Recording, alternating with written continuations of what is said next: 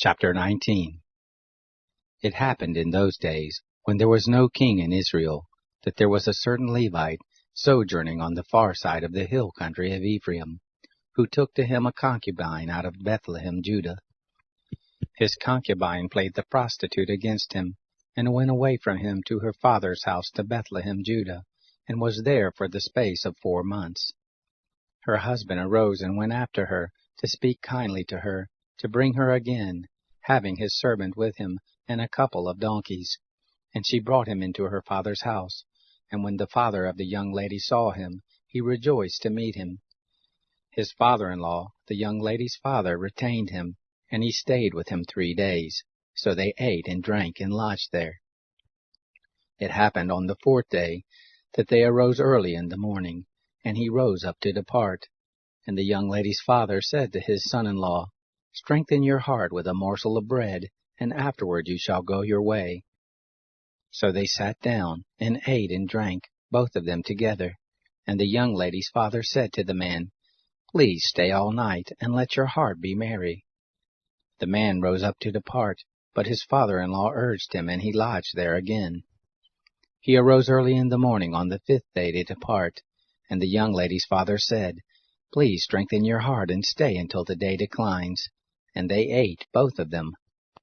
When the man rose up to depart, he and his concubine and his servant, his father-in-law, the young lady's father, said to him, Look, now the day draws toward evening.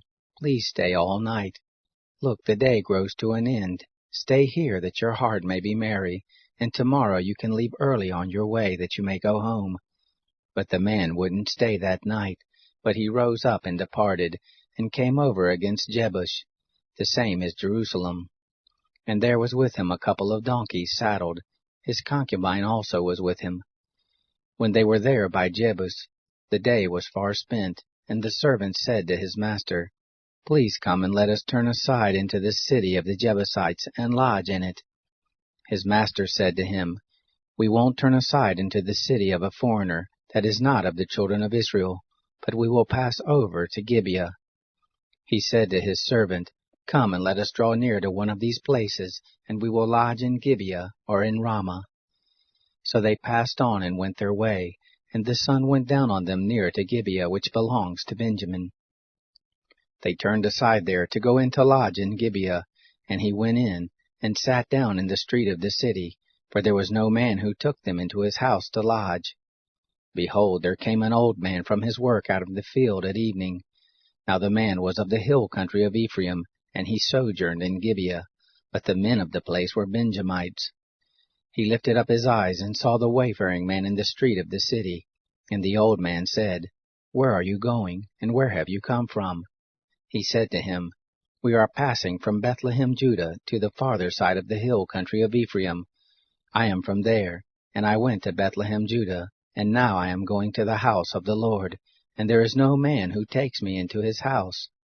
Yet there is both straw and provender for our donkeys, and there is bread and wine also for me, and for your handmaid, and for the young man who is with your servants. There is no want of anything.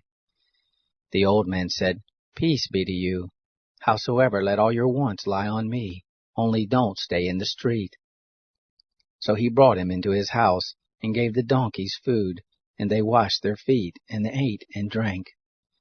As they were making their hearts merry, behold, the men of the city, certain base fellows, beset the house round about, beating at the door.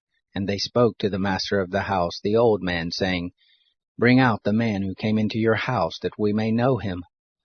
The man, the master of the house, went out to them, and said to them, No, my brothers, please don't act so wickedly, seeing that this man is come into my house. Don't do this folly. Behold, here is my daughter, a virgin, and his concubine.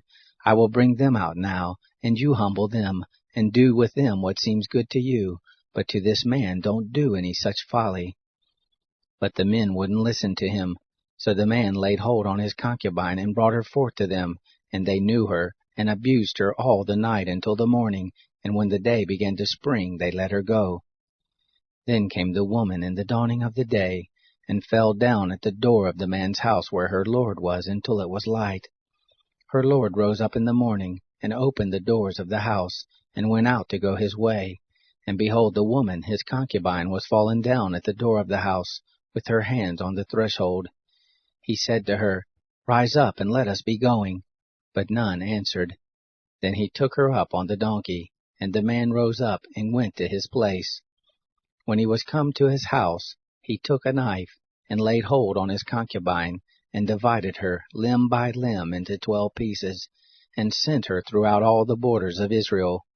It was so that all who saw it said, There was no such deed done, nor seen, from the day that the children of Israel came up out of the land of Egypt to this day. Consider it, take counsel, and speak.